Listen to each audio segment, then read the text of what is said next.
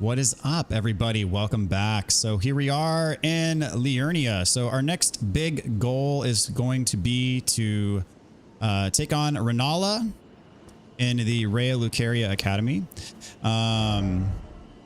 So yeah, we will make our way towards that area. Before we get there, I know I need to talk to Raya and do the necklace thing, because that'll be the quickest way to get to Volcano Manor later. So we'll do that on the way. And so yeah, so we are in New Game Plus 4, and that's kind of the, we've just been cycling through the new games, going through the DLC, killing some bosses and having ourselves a good time. And honestly, I'm going to be doing this until I get bored with it and I'm ready to move on from Elden Ring, because pretty much once I move on from Elden Ring, that's going to be it, guys. That's I'm pretty much not going to come back, at least for a good while. So I'm just trying to soak it up and just have some fun. And then once I'm done with Elden Ring, we'll move back to Final Fantasy VII for the Platinum. That's as far as live streams go. And then where to from there, nobody knows. I'm not even quite sure. So time will tell. Purple, what's up, dude? Have a good stream. Thank you so much, Purple. Really appreciate it, man. NV Silence, 1 minute late, fake streamer. Really? I mean, there may have been a delay. It's because as far as I recall, I pressed the button right at 10 o'clock. So that makes me a real maybe I'm not a real streamer. I don't know. I think that's probably more in the eye of the beholder anyway. What's up, NV Silence? It is good to see you tonight. It is good. Very good. All right, so I need to head in the right direction. Let's see. And I'll probably, yeah, I'm going to do Vare's side quest, because that is the quickest way to get to Moog. I'm not going to go out of my way to do a side quest. I'm pretty much going to do it, you know, kill the invader when I get to Altus naturally. How's it going? It is going very well, my friend. And I do need the Dectus medallion pieces. Don't I? Key items. I do indeed need both halves of the Dectus medallion. So I'm going to need to do that at some point as well. Maybe not right this instant. And I'm going to need to get the, while I'm here, I need to get the first half of the Erdtree medallion. So I'm going to go ahead and mark that on my map as well. We do have some business to take care of. So we shall do just that. The crystal buds will help me craft shield grease eventually. So I do need to be mindful of picking those up when I come across them. Oh, come on. I was mashing triangle when I was walking over that item. How's it going? Very well. I don't have work tomorrow, which is nice, which means I can probably stream a little bit later than I would otherwise.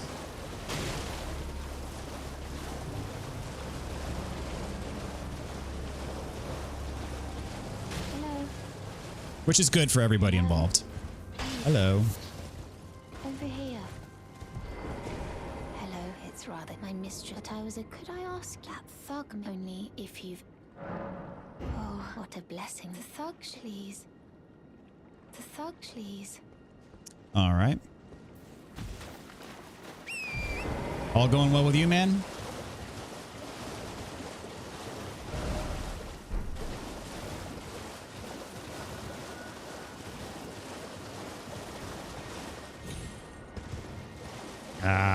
Oh no, that's not a lobster, that's a octopus.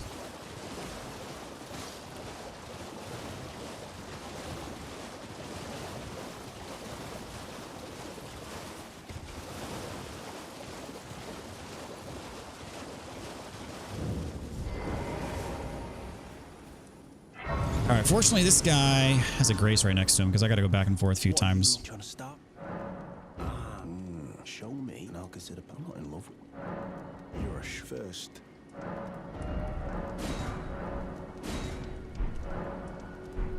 All right. Things no damn use. Your bloody idea. I don't think I need to do his side quest to get his bell bearing anymore, because I already have his bell bearing, and I'm pretty sure it does carry over. Let's see. I think there's a grace right here as well. Maybe. I can't remember where the grace is. Actually, I think the grace is actually on this one. And I'm going to want that for later anyways, because it'll help me go back to Raya. So I'm going to get this grace, and then we'll visit Albus for the Dectus medallion. Pretty good. Can't complain. Awesome, man. Glad you're doing well.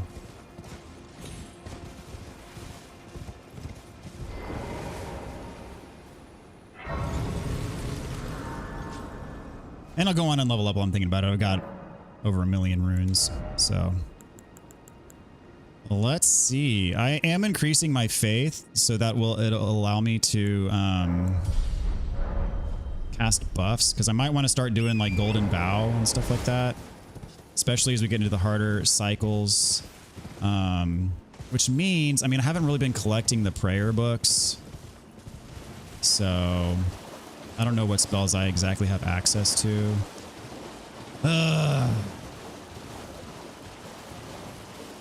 I should give them to, any books I have. I should be giving to the Turtle Pope, because Orin can disappear, and the Turtle Pope does not disappear.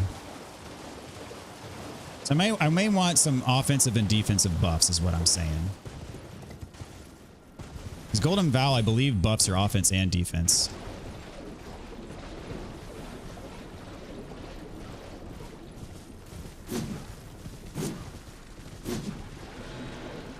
Come on. There we go. Vow of the Indomitable. I believe I already have that one. What is up, Jeremy? Welcome back, man. Hope all is well with you, dude.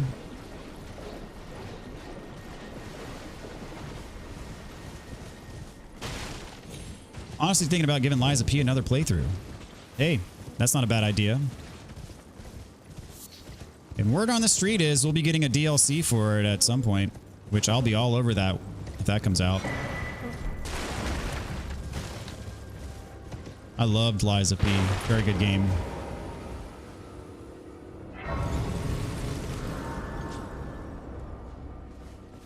I need to take out this perfumer.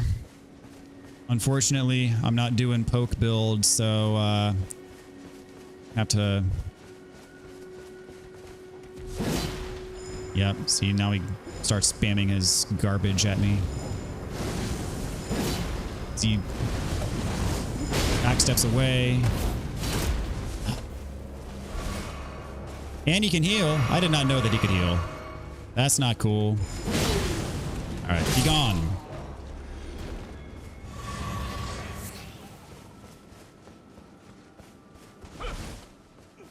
Please, no. Been busy, nothing much to write home about. Alright. I haven't a clue. No secrets lie with me, not a one.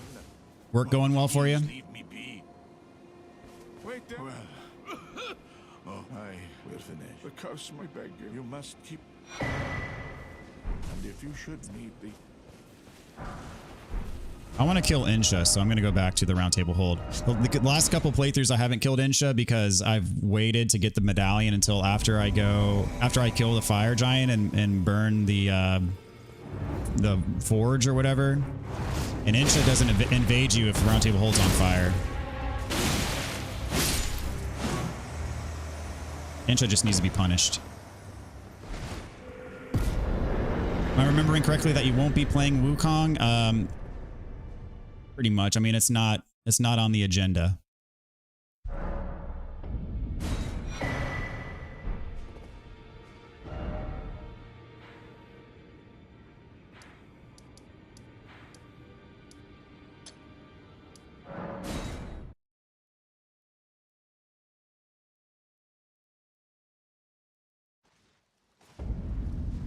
All right, give Raya her necklace back.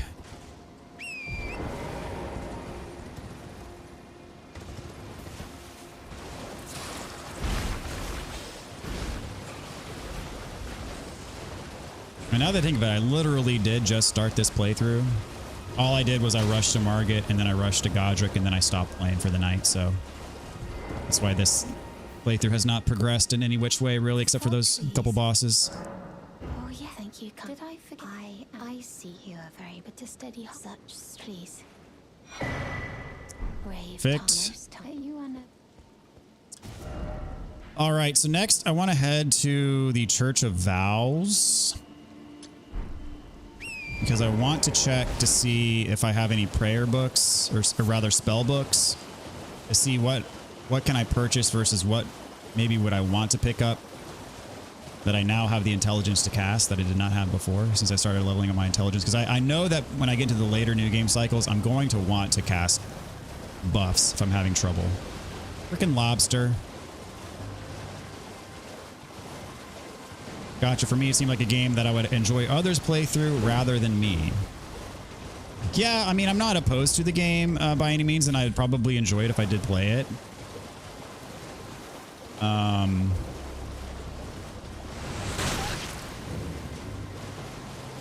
But for whatever reason, it just didn't compel me enough to spring for it.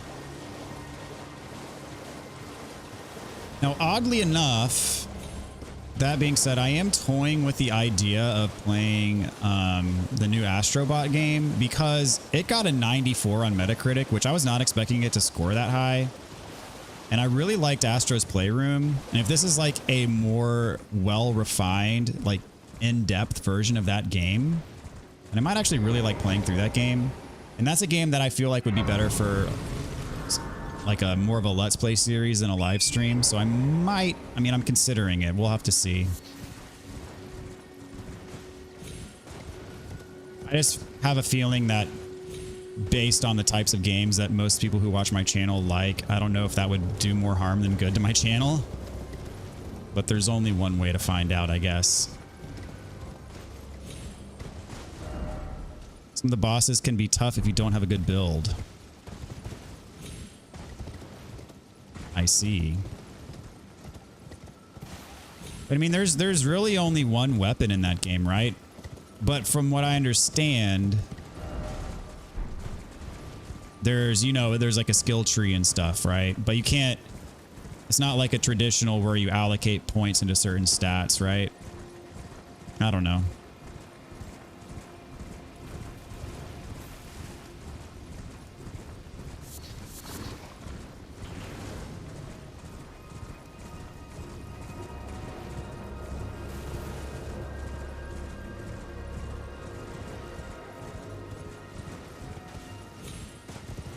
More of like a Sekiro type progression than a Dark Souls type progression.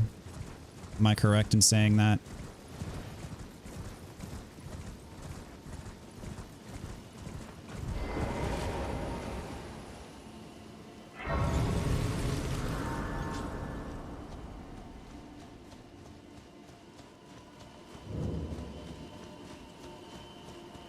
I welcome. I am my opponent. Do you know how it came to be? Well, that is a shatter. It is here by the matter, and so the Erdtree. Oh, you are free. I would say if you find, unless in which case. I don't have any books at all. Grants a blessing to caster nearby allies, gradually restoring HP.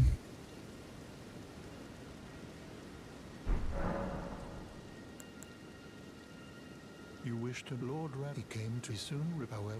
What's up, Overlord? How's it going, man? Welcome to the stream tonight. Do I have to go through all this dialogue? I guess I literally don't have any of the books. I'll just have to, like, if I'm struggling with the boss, I'll just have to look up, like, what I know. I probably want Golden Bow. It's probably one that I would use the most. Maybe the Howl of Shabriri. I know people use that to buff up. You're right, it leans more towards the action part of action RPG, which I have no, I love that, quite frankly. Let's see, I gotta go here for the key. But first, we'll go here for the grace. And then we'll hop down and get the key. How's that sound? Combos are pretty satisfying. And there's a ton of bosses. And from what I hear, the bosses they're all unique. Like there's no reskin bosses and stuff. It's pretty cool. It's a lot of bosses, like a lot of unique individual bosses to have in one game.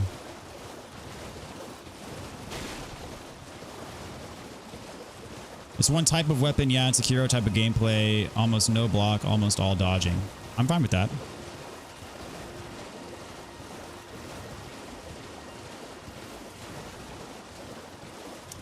So you want the Grace over here, which is by the map fragment, which I think is right ahead of me.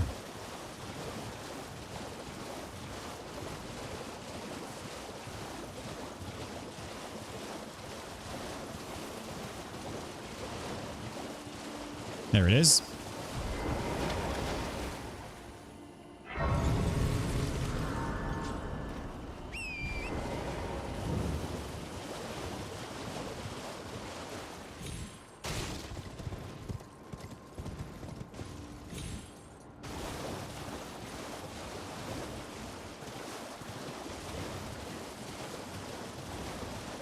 I know one person who's already got the platinum for it, and he sung very high praises. All that said is I know I'd enjoy it. Where is the path upwards? There we go. Found it. All the recent games, was not expecting you to mention a Let's Play of Astrobot. Go for it, though. I'm assuming your target audience will be much younger.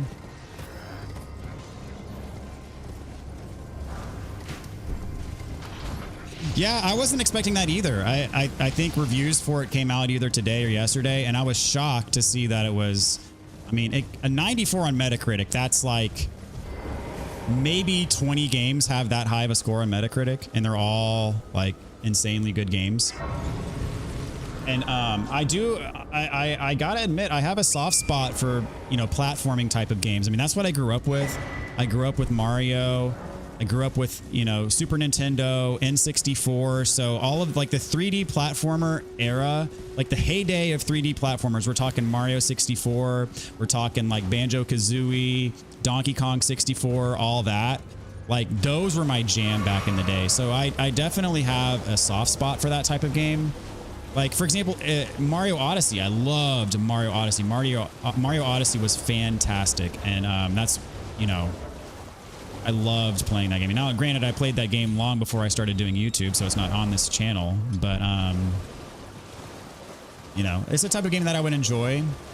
And, you know, most of my content on this channel is focused on Souls, but I don't want to let that stop me from playing other games that I would enjoy. Like I played Zelda when that came out on this channel.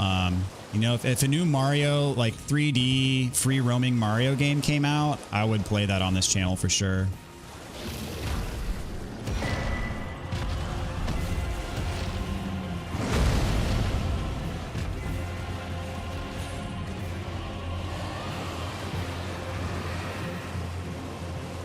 What's up, AJ? How's it going? Welcome to the stream, man. Great to see you tonight. I hope you have an excellent stream. I've been thoroughly enjoying this series. Awesome. I'll appreciate the comment, dude. And again, thank you for tuning in.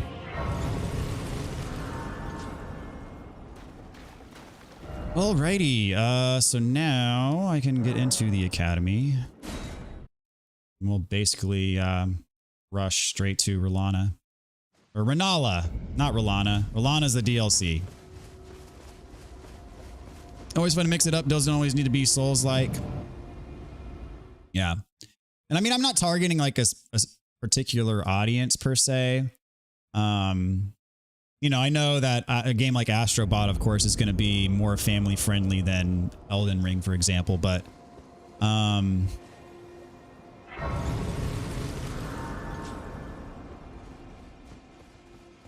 that doesn't mean that, you know, the others aren't also going to enjoy a playthrough as well.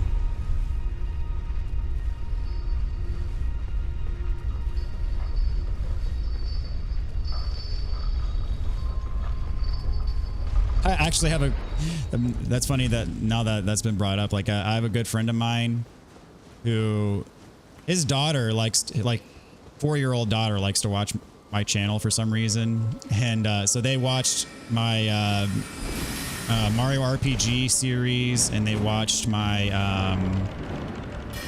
Tears of the Kingdom series. And he was asking me the other day, he's like, dude, when are we going to play a game that like I can watch with her? And I was like, I have no idea, but Astrobot would obviously fill that bill pretty well.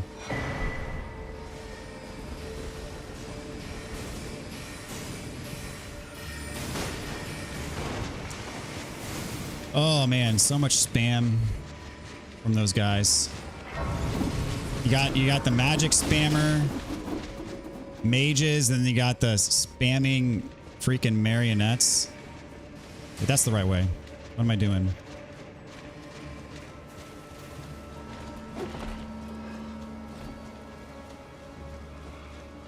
Yeah, dude, platformers are so rare nowadays. Crash and Jack 2 and 3 used to be my jam way back. Oh yeah, I love Crash.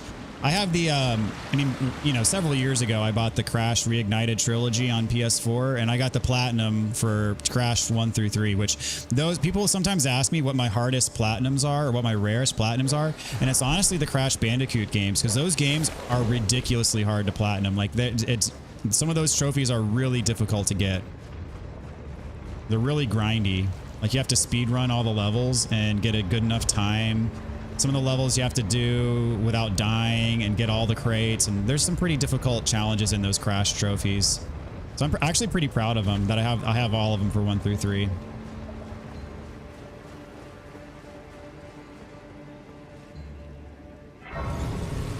Donkey Kong Country was always fun, dude. Donkey Kong Country, when that first came out on Super Nintendo, my mind was blown. Like, those were the best graphics I'd ever seen in a game before. And back then, there was like a much higher emphasis placed, well, maybe not higher, but there was definitely a huge emphasis placed on graphics. And I guess the scrolls, I guess, don't carry over, do they? Dude, screw you. All right, for that, you have to die.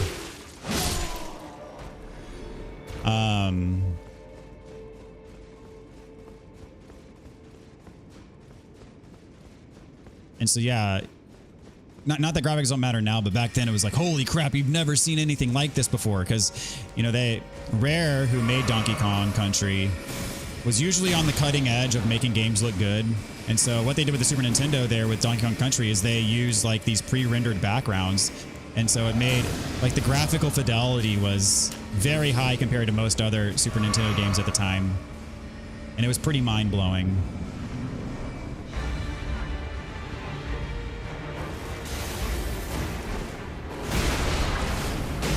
Oh, snap. All right. Hey. That was easy. Yeah, Donkey Kong Country 1 was insanely good. Donkey Kong Country 2, I think, is the pinnacle of that series. Donkey Kong Country 2 is like a near perfect game. That game is amazing. Took everything from DKC 1 and improved on it. And then Donkey Kong Country 3 was good, but it might be my least favorite of the trilogy. I think they just tried to do too much with it. And it kind of lost me. Like, it didn't lose me, but like it didn't suck me in like the other ones did. I've gotten 100% on all of them. Oh, dang. I always run into that stupid ball. I suck so bad at like staying still and dodging the pattern. Like, I'm about to get hit by it again. Like, I suck at, I don't know. I need to prove myself. I need to prove that I can dodge this stupid ball. I stand right here. There we go. That's all I got to do.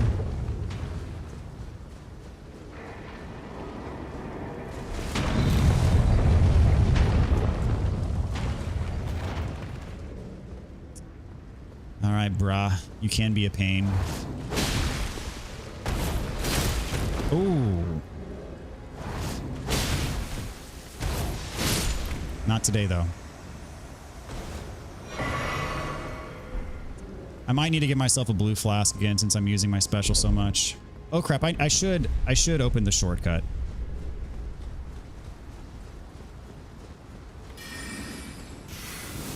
I don't need this shortcut.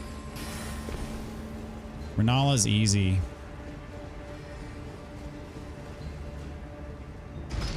I see you swapped out the tank build for this one. What's the goal for this The goal for this run is I wanted to go back to my old trusty Bloodhound Fang, which is my favorite weapon in the game, and I wanted to play it the way I like to play it.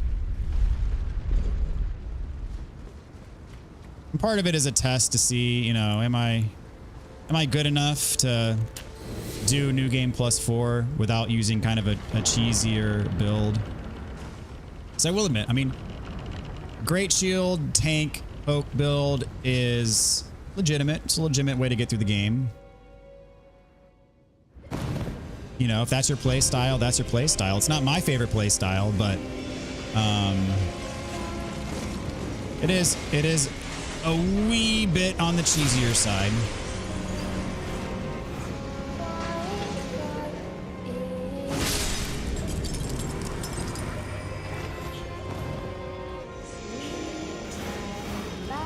I really just wanted to see, you know, is it viable for the whole game? Because I made that Radon video, and that Radon video did really well.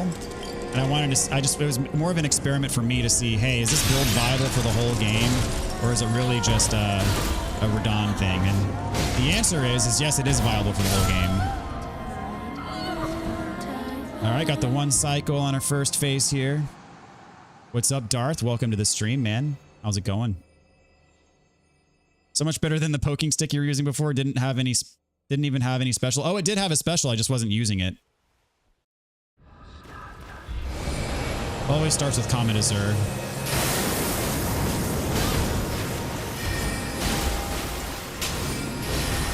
Ah, you dodged my... I ain't got no FP left. So I'm just going to have to do this to you to get you. But... that was easy. As I said, I don't need anything for her. She's one of the easiest bosses in the game. Weave thy night into being.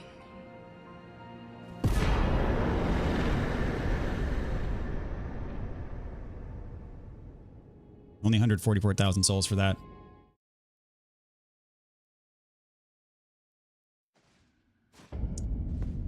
All right, we'll get the race here.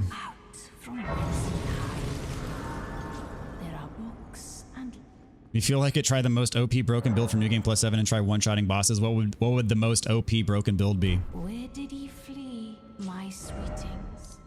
Come out. All right. So I need to get the Dectus medallion stuff. So for that, I need to do some horseback riding. Sadly, I'm going to have to do quite a bit of it. So we'll go ahead and get the Third Church America.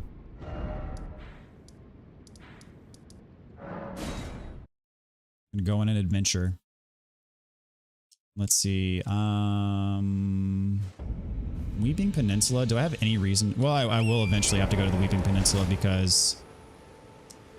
yeah, I'm gonna go this way instead because I'm gonna get the Grace by the Weeping Peninsula because I'm gonna have to eventually go there for Vari's quest anyways. Asking you what's the most broken? I wouldn't be able to tell. Oh, that's not what I want. I don't know what the most broken build is. I mean, if you want to go with that, it'd be the ones where, you know, you're casting like 16 buffs before going to the boss door that each multiply your damage. And like swapping talismans and all this stuff. And that's how you one-shot bosses.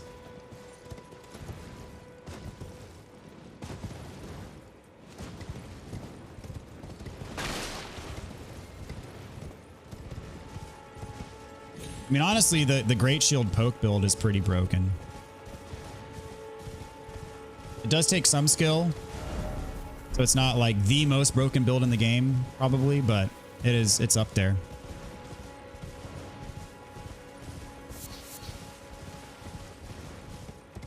But yeah, I've seen people one-shot Radon with various builds, and they spend like a minute and a half just buffing up in front of the boss door before they even go in, and then they one-shot him. Which I'm not in tune enough with how all the various buffs work to be able to do that without looking it up. Because it is quite the concoction that they use. Where's the Grace? There it is. I'd like to see you play Cuphead. I mean, that's been on my list of games that I know that I would enjoy.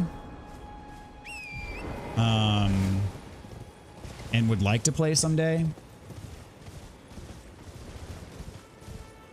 That game, Hollow Knight's on that list. God of War 2018 and Ragnarok are on that list.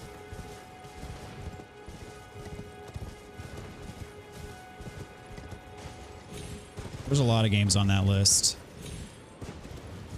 Honestly, those games are not going to be gotten to until I have walkthroughs for Dark Souls 2 and Dark Souls 3.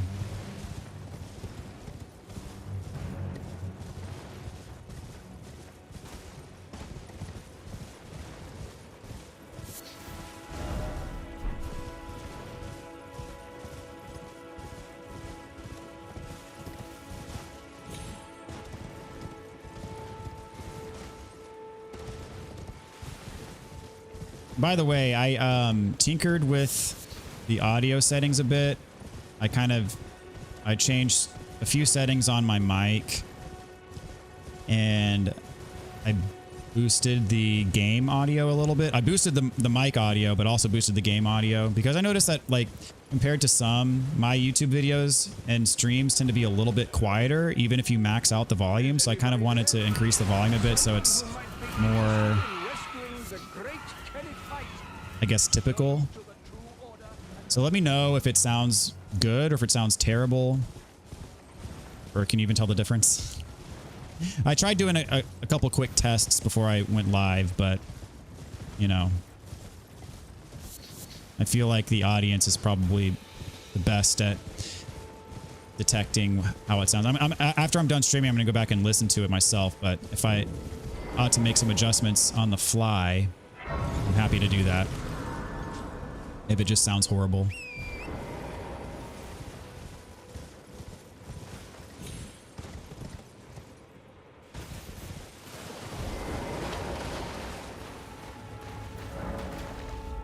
Honestly, I had the most fun with the basic samurai build. I was following your walkthrough, and after getting the blasphemous blade, I respect to it. All right. Yeah, the blasphemous blade's pretty killer, even though it got nerfed. I mean, I don't know why. Okay, the game was out for 2.5 years, and then all of a sudden they said, okay, we're going to nerf the blasphemous blade. Like, that's very weird. But even with the nerf, it still is an extremely good weapon compared to most. Felt good at first, but then got really boring. The OG Souls experience is what feels best for me.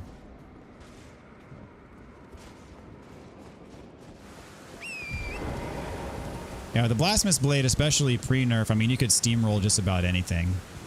In the walkthrough, I used it relatively situationally. I mean, the Bloodhound's Fang by far was my main go-to, and still is, for that matter. But I do love me some blasphemous blade from time to time.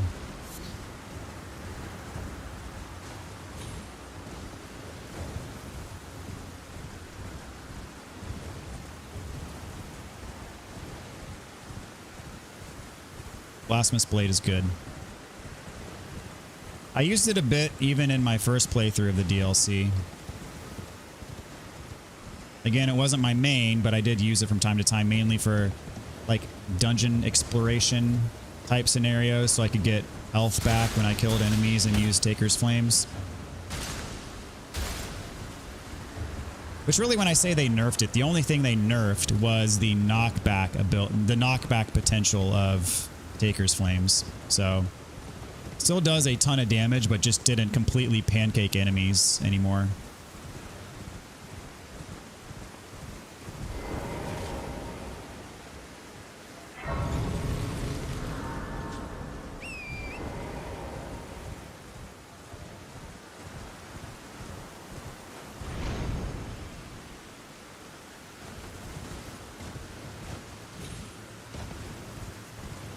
All right, gotta get to Fort.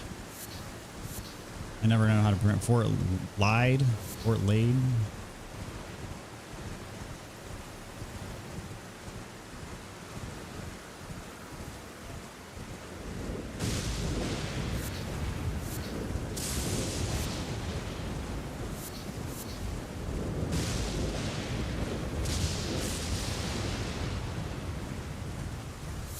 For those of you wondering, I'm hunting down the 2 halves of the Dectus medallion so I can get up to Altus.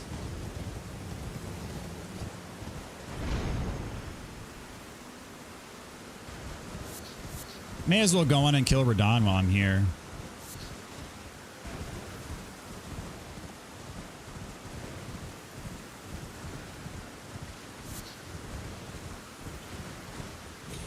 With disgrace. Just in case.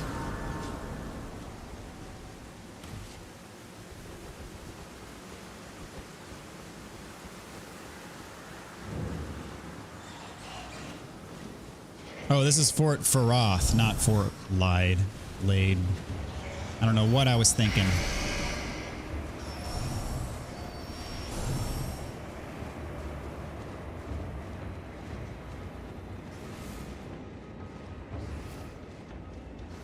I just realized that I had the chat set to top chat rather than live chat. I don't even know what the difference is, but if I missed anyone's message earlier, I apologize.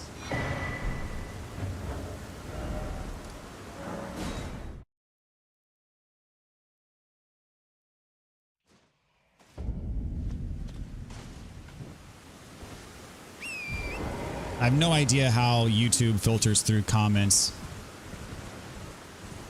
as far as differentiating between top chat and live chat. As far as I understand, live chat shows every message, and top chat, I don't know how it determines what's a top comment or not, but...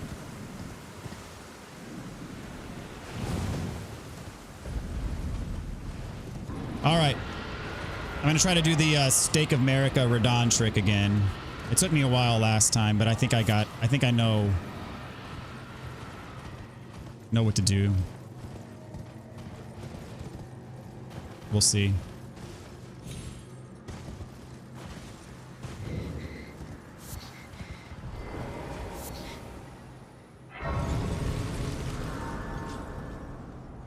So Overlord, would you say that Dark Souls 1 is your favorite of these games then?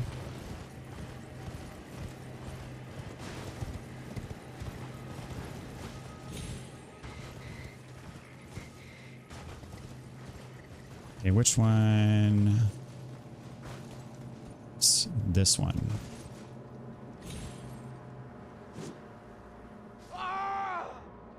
Nope. Not enough.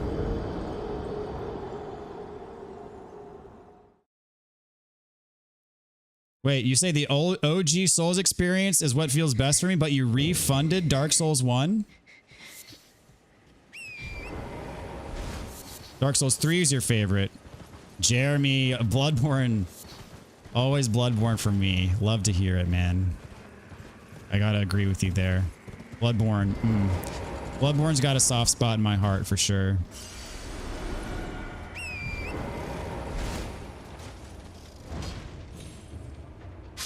Ah, dadgummit. What's up, Will? How's it going? Welcome to the stream. Bloodborne is great. Also Dark Souls 3. I do love both of those games. Yeah, if I had to rank them, I mean, I'd probably put Bloodborne at number 1, Elden Ring at number 2, Dark Souls 3 number 3.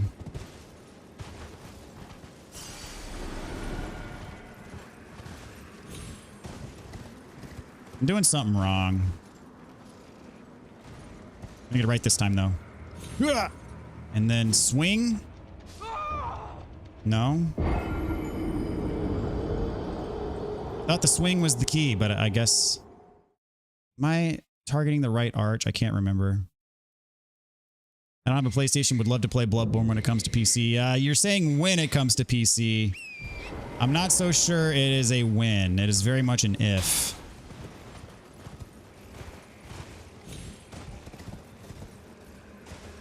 I'm a little bit biased, but I would say Bloodborne alone is worth the purchase of a PlayStation.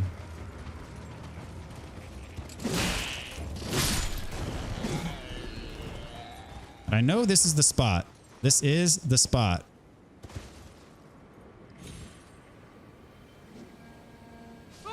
Nope.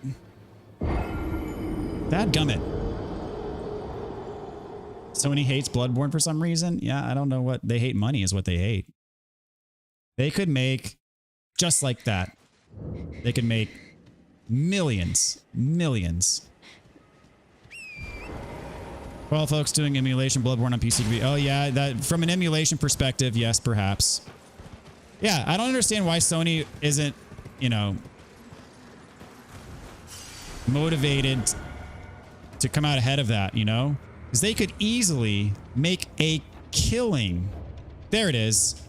They could easily make a killing on Bloodborne, and if it gets emulated first, that's only going to cut into the potential that they could make on it. How have they not made a Bloodborne 2? Part of it has to do with, you know, Miyazaki doesn't like to linger on IPs. I mean, he's a very creative person, obviously. And he's been quoted as saying that he would much rather make something new, you know, than revisit something that he's already done before. So, you know, I think Dark Souls became a trilogy kind of out of necessity. But if he doesn't have to make a sequel, I think he'd much rather make a brand new game than make a sequel. I should, you know, flask up here. Come on, Radon, give me just a second here. Would you please let me eat my crab leg in peace? That would be awesome. I gotta be like this. There we go. Really need to give myself at least one blue flask. It would benefit me. Oh, crap. That's right, he phase changes before his health bar runs out, right?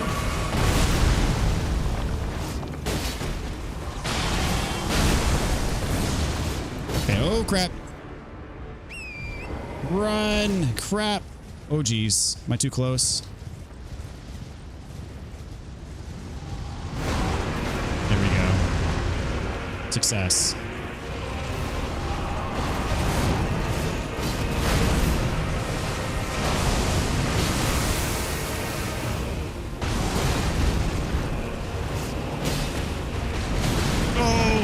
Missed the input there. There we go, got him. I do like fighting Radon in the daytime, though. It's a pretty cool aesthetic.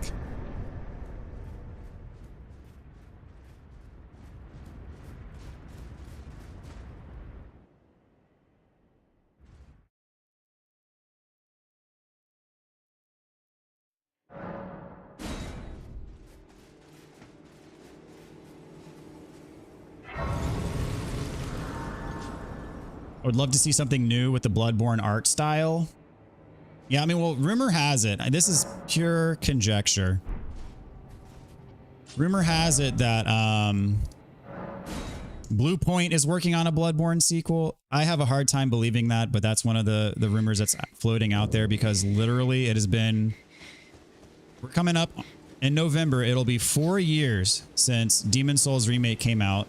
That is the last game that Bluepoint has made. And there has been no announcement of what they're even working on right now. So it's been 4 years. 4 years since we have learned anything about what Bluepoint's doing. And so some say they're not, like, because Bluepoint's known for their remakes, right? So there's some who are saying that they are working on something brand new, like either a new IP, and then or what's also been floated around is, as I said, the Bloodborne 2 thing, which I think is probably the most unlikely of all possibilities.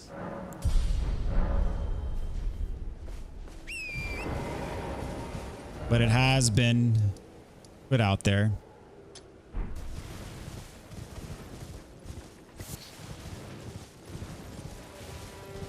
But my theory is they're working on something brand new that's not Bloodborne related.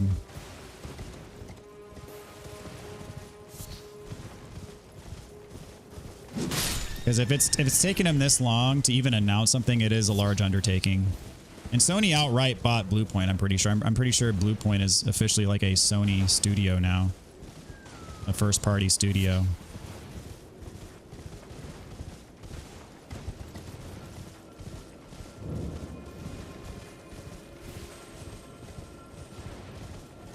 Bloodborne 2 is like Half-Life 3. Lies. What am I lying about on development?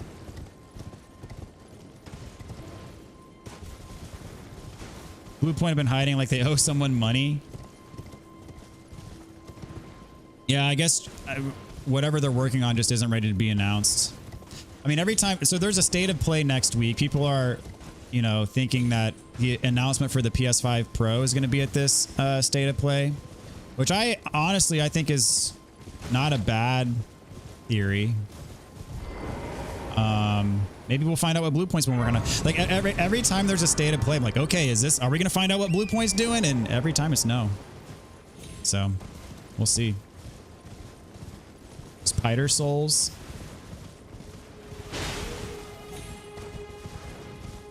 Yeah, Sony acquired Bluepoint. Yeah, that's what I thought. Confirmed. Which, not a bad acquisition for Sony, honestly. Bluepoint, as I said, all they've done thus far is remakes, but everything they've done has been very high quality. You know, some have just been like HD remaster type of things, but what they did with Shadow of Colossus and what they did with Demon Souls, that goes beyond just your run-of-the-mill HD remaster. What they did with those games was amazing. So they clearly have a lot of talent at that studio. Oh, some say that Bluepoint is making a Bloodborne remake. Those are lies. That's definitely not a lie. Some are saying that. Either a Bloodborne remake or, what you call it? A sequel to Bloodborne. Both of those, I'm going to say no. I don't think either one of those is correct. But some are saying that's could be what they're working on.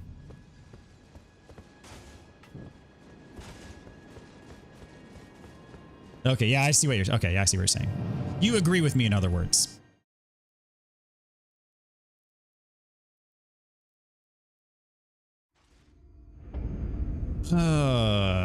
Let's see, I gotta get all the way to here.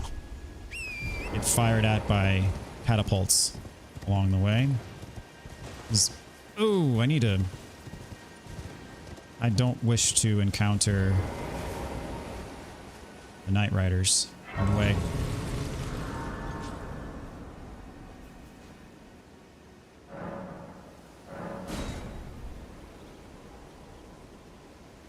Sony owns a Bloodborne IP, and yes, they do own Bluepoint, so in theory, they could have Bluepoint make a Bloodborne 2, but I doubt it too. Yeah, exactly. They, in theory, could, but... See, okay, the way I look at it is Bluepoint already remade Demon Souls. I highly doubt the next project that they're going to have after remaking Demon Souls is going to be to remake Bloodborne. Like, I can't imagine a world where Bluepoint is okay with being relegated to, hey, we're the From Software remake studio. That's all all we do is remake From Software games. Like, their abilities and scope should go far beyond that. As much as I would love to see a Bloodborne remake in the same vein as the Demon Souls remake, I mean, I would be thrilled by that. I just don't think that's what's going to happen.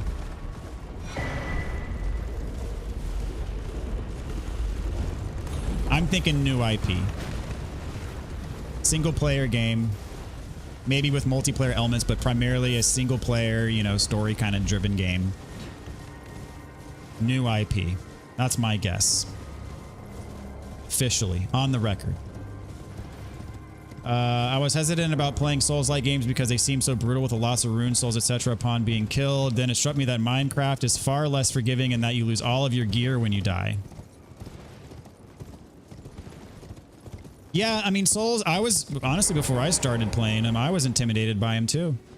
And for me, it was a matter of just becoming familiar with the mechanics and the systems within the game.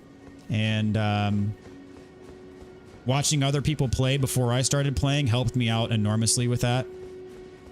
Most notably, LP Dark Souls HD, who by some miracle decided to join the stream the last couple times, and I was, whew, I can die a happy man now. I have officially met Let's Play Dark Souls HD, who got me into these games originally. And I watched some of his videos, and you know, the more I looked at him, the more I thought like, hey, this not only looks really fun, but is doable, because now I kind of see how these games work. And then that kind of, at least for me, took the edge off quite a bit.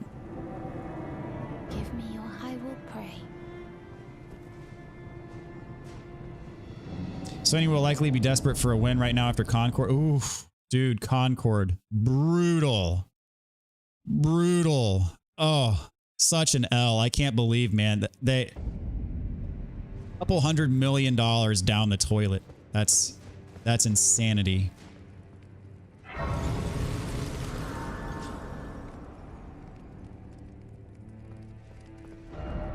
All right, I'm gonna come back to this later.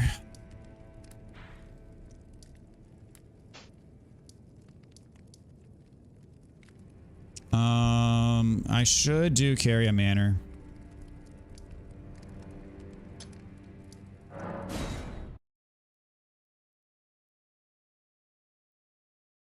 Dark Souls 1 seemed brutal with the durability the first time I played. I spent my time before I really knew the game slaying hollows to level up and repair my sword. Didn't play very long in that time. Souls runes mean nothing and are easy to get. Yeah, that's the thing, is it always sucks to permanently lose your souls, but once you kind of get over the mentality of like anytime you permanently lose them, it's the end of the world, that really helps. Because like, yeah, at the beginning of the game, does it suck to lose 2,000 souls permanently? Yeah. But by the end of the game, 2,000 souls is like, you can get that in 5 seconds. And in the grand scheme of things, you learn like, hey, it's not that big of a deal to lose your souls early on in the game. Because by the time you get to the end of the game, I mean, it takes like 75,000 souls just to get one level. So those 2,000 souls that you lost early on, like small potatoes. Hooked on them now. Yeah, once I got started on them, it was pretty much all over from there. I started with Bloodborne. And then from there, played Sekiro. The next one I played was Sekiro. I played Sekiro at launch after having played Bloodborne first. And then after finishing Sekiro, I played Dark Souls 1. And then I played Demon Souls, Demon Souls Remake. And then I played Dark Souls 2, then Dark Souls 3. And then Elden Ring, of course. Played Elden Ring at launch, of course. It's ironic how easy Souls and Elden Ring becomes once you know the game. Yeah, that's absolutely what I say. Like 100% knowledge is power in these games. And once you get over the hump, like the learning curve, and once the kind of the mystique wears off in terms of like, okay, how do I even go about approaching this game and playing this game? Then it becomes way more manageable. But I get why people are intimidated by him. As I said, there was a point in time when I was intimidated by them too before I played them. Yeah, that's what I say all the time. Knowledge is power. It is half the battle, for sure.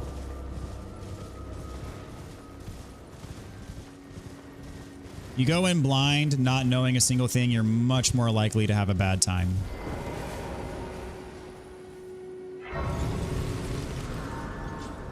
Wow, Concord is a video game. I had to look it up. Exactly. 8 years in the making, 200 some odd million dollars down the drain. Colossal failure. So what I was talking about last stream, I was like, so many studios are just chasing trends and trying to make a buck. And, you know, once you lose sight of the prize, and the prize is making a game that's actually fun to play and a game that people actually want to play, once you lose sight of that, it's over. Same goes for Star Wars Outlaws. Severely underperformed sales expectations. Ubisoft has lost like 15% of its market cap in the last, you know, however long since Star Wars Outlaws came out.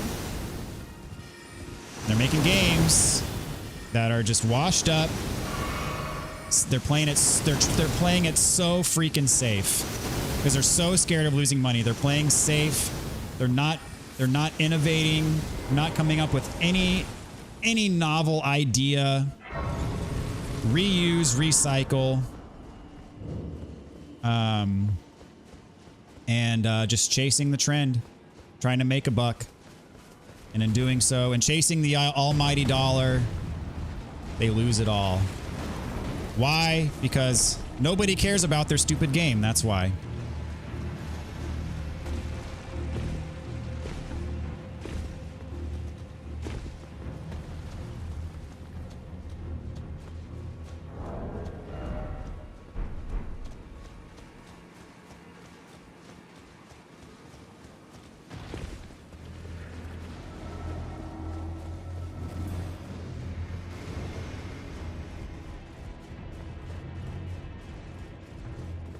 Side note, I'm a huge fan of Warhammer 40k and got emotional playing Space Marine 2 with how well they depicted the lore. The reviews are hyping a bit too much.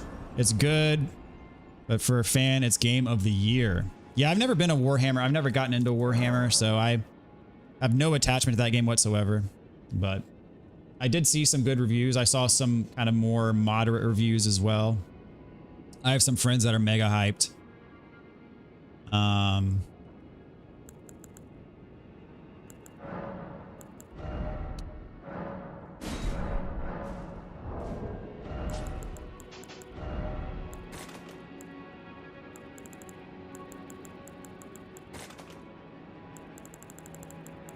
How many of these prawns do I have in storage?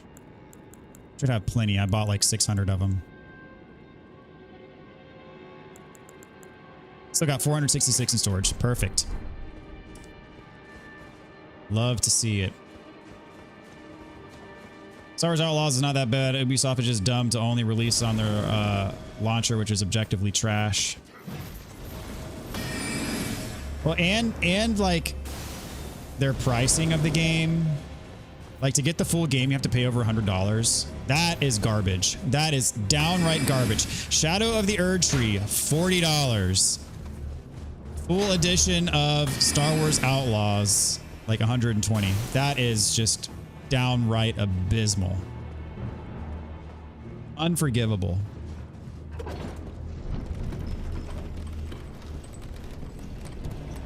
I want to play Outlaws, but I didn't buy it or play the other Star Wars games of that genre. I suppose I want to watch someone play Outlaws more than play it myself. I will happily dance on the graves of garbage games like Outlaws and Concord. That's funny. Yeah. Yep. You know, vote with your wallets, guys. Ultimately, that's what it comes down to, and the money talks. And Sony and Ubisoft, I think they got the message, guys. I think they got it.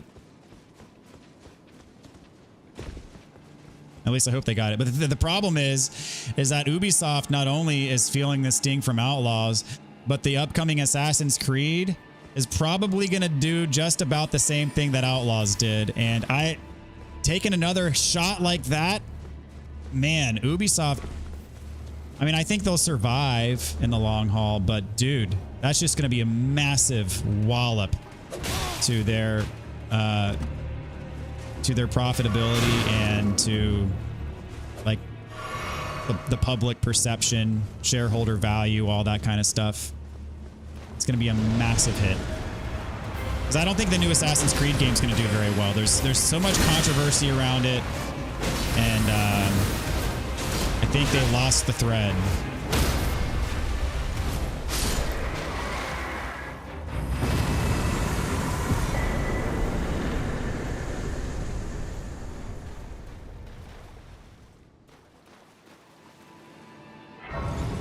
What's up, Ramon? How's it going? New game +4. What's the inspiration? The inspiration is just I'm having fun playing Elden Ring, and I want to keep it going for as long as it's fun, because I know that once I move on from this game, it's gonna be a long time before I come back to it. So I'm just trying to get all that I can get from it. and then we'll go from there.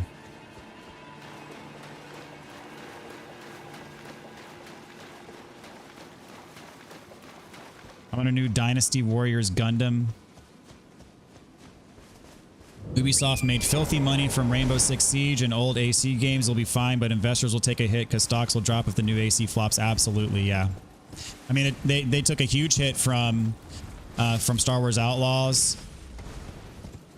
I mean, you take Ubisoft, like pre-COVID, Ubisoft's value from just a market cap perspective, and compare that to now, it's a fraction. It's like 1/3 or 1/5 of what it was already, and that's before the newest. Like, I fully think that the new Assassin's Creed game is going to flop. It's not going to meet expectations or be anywhere close, and so there's the only way to go from here is down for them, unfortunately. Honestly, though, like the last game that I really played from Ubisoft, going back to the platformer discussion from before, the last real game that I played from Ubisoft was Rayman 2. And I loved that game. That game was amazing. But I haven't really played anything from them since. I've never played Assassin's Creed. Never played Rainbow Six.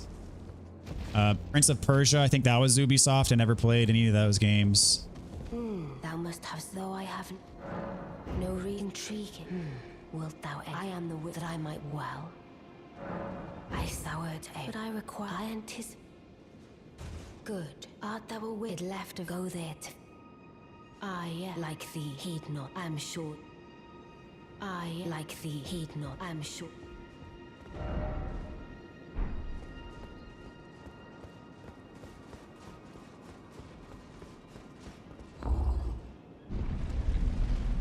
Ubisoft also has a Skull and Bones Crash and Burn recently too. They're just getting a triple combo as Stinkers back to back to back. Yeah. Oof. Oh, you mean the quadruple A Skull and Bones? That one?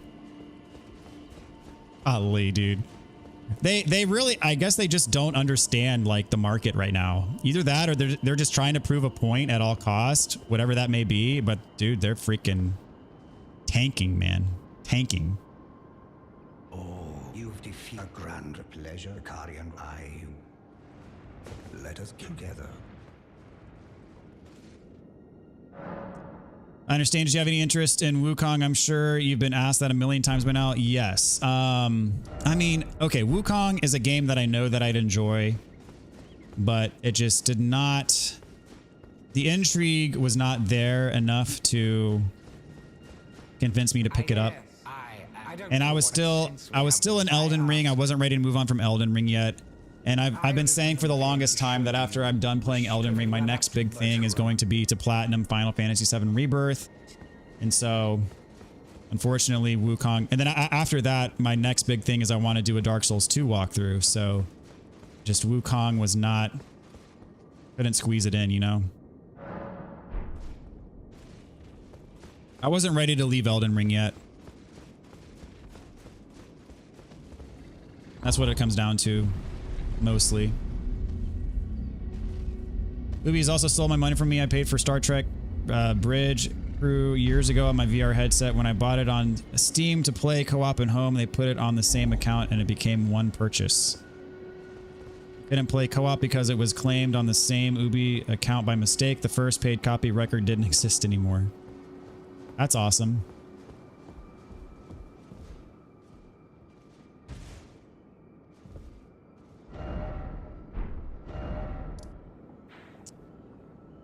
Oh, man. It's like when the vending machine eats your money. It's always a good feeling. Just getting ripped off. All right, where to next? Where to next? I could go on and start Varai's questline.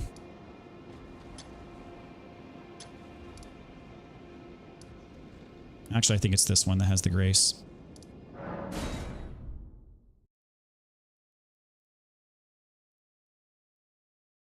There's a Prince of Persia platform recently reviewed really well as a bubble in between the flops. Yeah, the Prince of Persia, I forget what it was called, but yeah, there was a Prince of Persia. It was like a 2D, like side-scroller type game, right?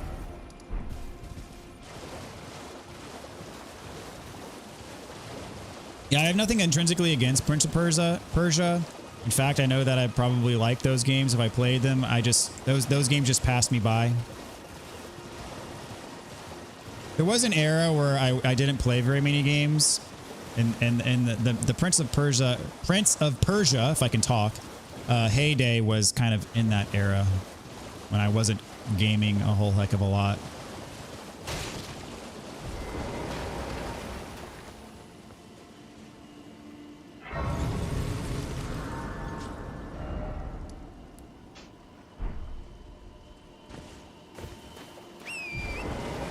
Quadruple A, man. And then, okay, then there's the unforgivable quote. It wasn't the CEO, but it was like a higher up bigwig dude, VP of such and such. He says that he said something along the lines of that players need to get used to not owning their games. And what now? That's why I'm a big proponent of physical copies still. Because physical copies give me like a more direct linkage to actual ownership than a digital copy. Because a digital copy, yeah, I bought it, but it can still be gone tomorrow. Okay, Varai's not here because I guess I didn't ever talk to him.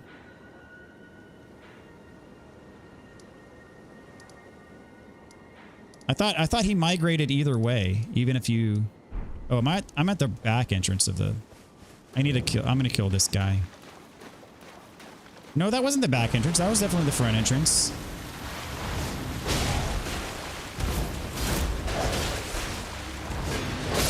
Did I mention that I freaking love the Bloodhound's Fang?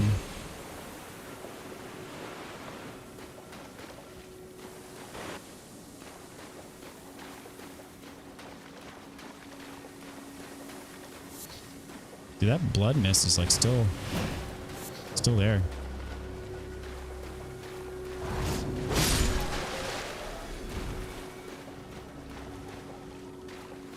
I guess I gotta talk to him at the first step first. Okay. I'll do that. The first ever quadruple A game. Released looking and playing worse than a double A game. They were just begging to get roasted. And get roasted they did. I mean, that's a game that, another game that was in development purgatory for the longest time. And do I have to talk to the Two Fingers first? Maybe. It was in development purgatory for a long time, and they desperately needed it to do well. And do well, it did not. I only find you have now to become the thing as much become.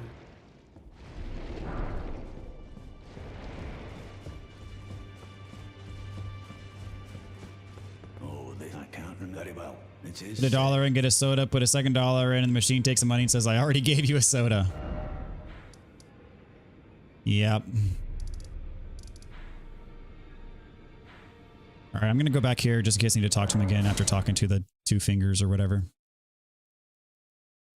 you haven't played Dark Souls 2 before, my condolences ahead of time. I didn't refund that only because I bought it for $4 from software, just trolling with that one. I actually enjoyed Dark Souls 4, or Dark Souls 4, Dark Souls 2.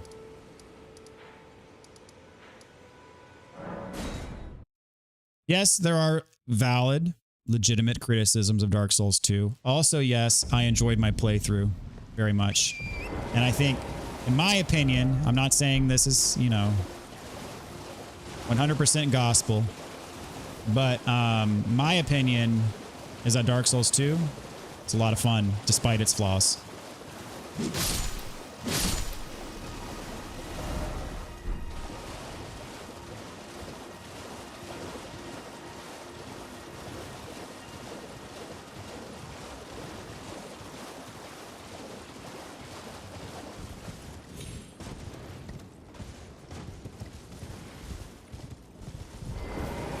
I enjoyed it, still better than most games, even if not the best Soul. Yeah, 100% I agree with that take, yep.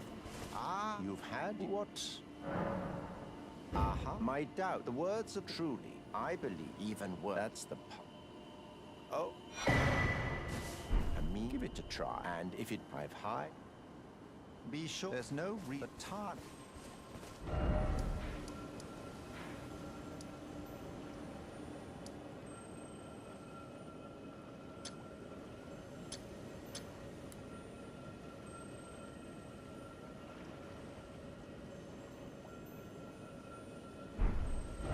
Oops, meant to warp.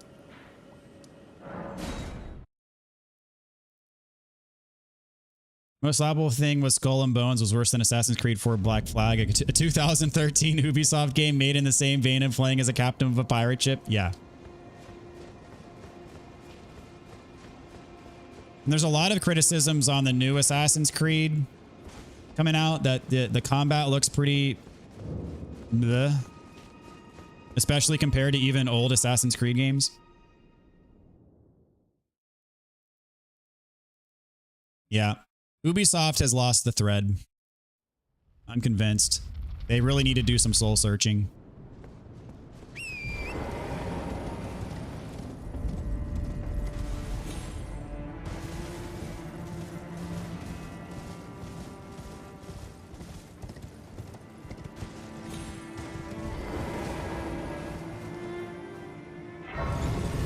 I mean, say what you will about Nintendo. I know there are varying opinions on Nintendo. But it goes back to Shigeru Miyamoto's design philosophy in that, like, take Mario 64, for example. They spent, compared to, I don't know how long Mario 64 took to develop precisely, but compared to how long the development cycle was for Mario 64, on the front end, they spent an enormous amount of time compared to the entire development cycle. They spent an enormous amount of time just crafting, okay, how does Mario move? And does it make sense? And is it fun? Is it intuitive to the player? Does it make sense? And will people want to play this? When they pick up the controller and they move around in this game, does it feel natural? And given that Mario 64 was the first, like, big 3D platformer that ever came out, they had to create all that from scratch. And the fact that they did that, they thought about it from the player's perspective. That's why, to this day, Mario 64 is still a landmark title.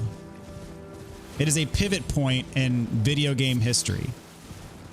And that's one thing that Shigeru Miyamoto did very well, is that he knows without players, it doesn't matter what your game is. If you don't have the people that want to play it, then it's nothing. And, you know, he made games with a fundamental understanding of, is this good for the player? Is this something that people would want to play? Is this something that feels intuitive to a human being?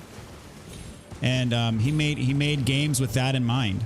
I think, you know, what we're talking about now with all these games that have flopped, you know, Ubisoft and Concord and all that, that is not on their mind when they're making these games. They've got a different agenda, and it is costing them dearly, to say the least.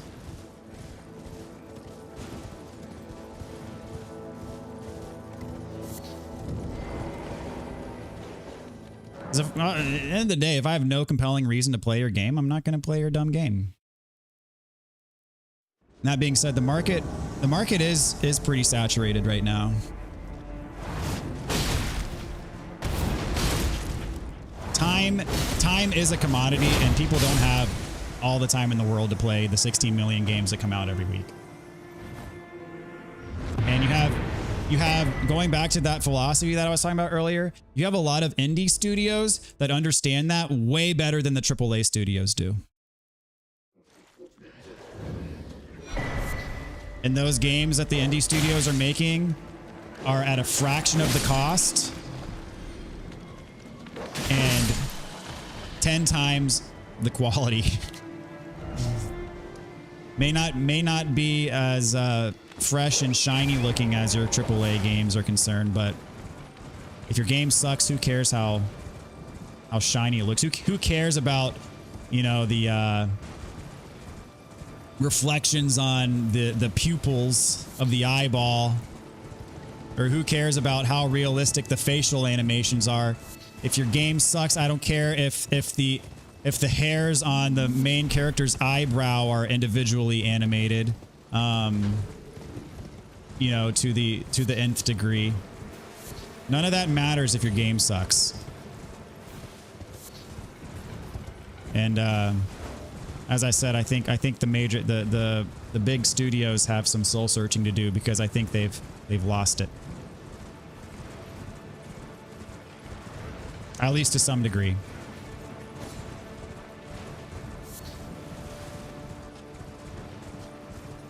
But if they don't learn, if they learn nothing from these mistakes, then yeah, it's going to be over for some of the bigger studios for sure.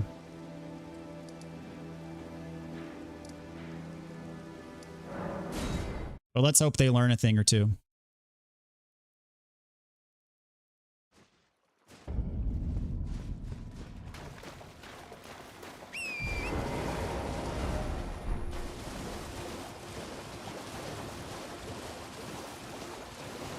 After playing Elden Ring, I went back to Dark Souls 1 then Dark Souls 2, and I still haven't finished Dark Souls 3 because I have more issues with that one than the others. Best thing about Dark Souls, man, is it hits different people differently. And, you know, we all have our own play styles, and those play styles may jive with one game over another.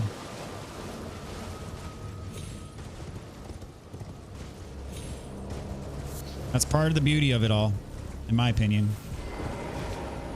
New AC combat is good as more of trading blows compared to one-shotting in old AC games. The rest of this game, story, side quest, UI, that sucks. Still have hope.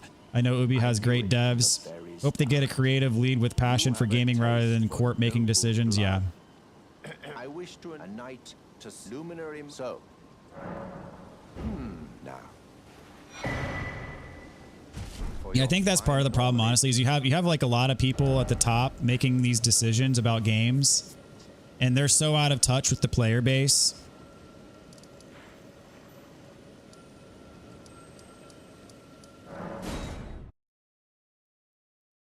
That's what I mean. Again, it goes back. You have to have a fundamental understanding of who your players are.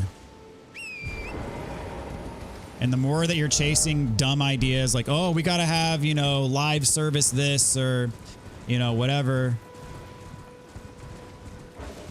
you're missing the point entirely.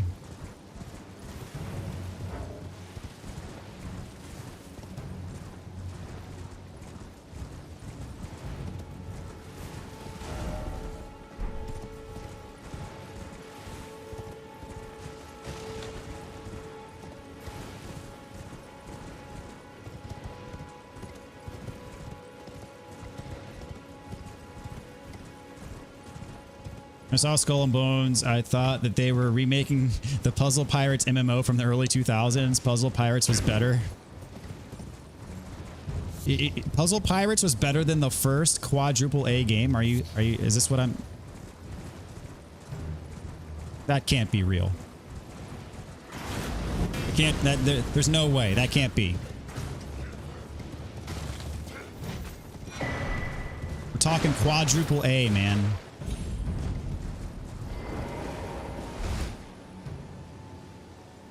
I mean, Lies of P looked impeccable for a small... Oh, Lies of P is a miracle that a small studio, essentially that's their first like major release, right? And they made a game that good.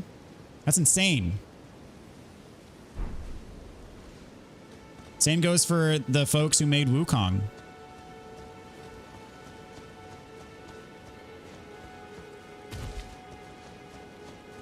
I feel bad killing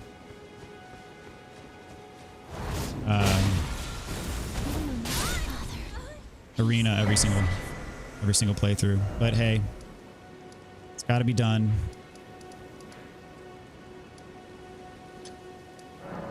What's up, Rinka? Welcome back. Hope you're doing well tonight. Thanks for tuning in.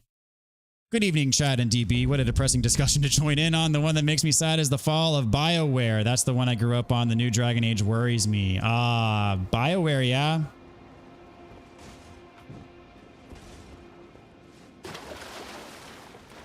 Yeah, Bethesda is another one that, you know, is a little bit in question here.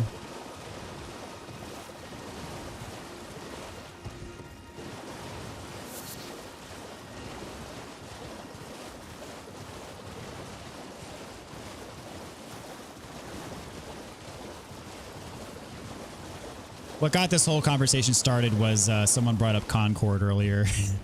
And so naturally, it spiraled into a little bit of doom and gloom here. You've complete, and with this, a night now. This, no But, you know, all the doom and gloom, we still have a ray of hope. We still have From Software, Miyazaki, making banger after banger. And based on recent interviews with Miyazaki, it still seems like he's got more ideas left in him. So we'll see what he comes up with next. It's gonna be hard to top Elden Ring. He may not even top it, but I'm confident that whatever he makes next will still be really, really, really good. Alrighty, do I have the... No, I don't have the item yet, do I? Yep, there it is. Alright, we're gonna beat Moog. A medal granted.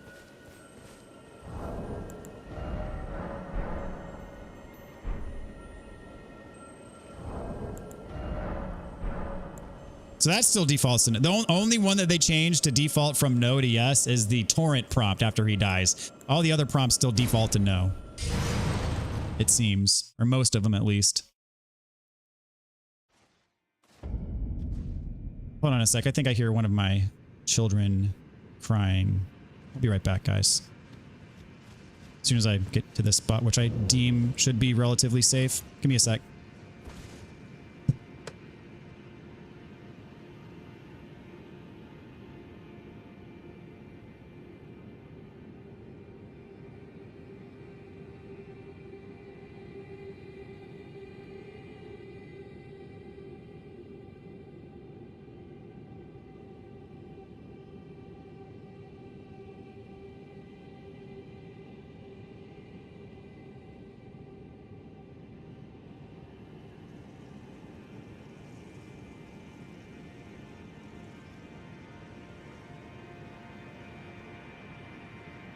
All right, guys.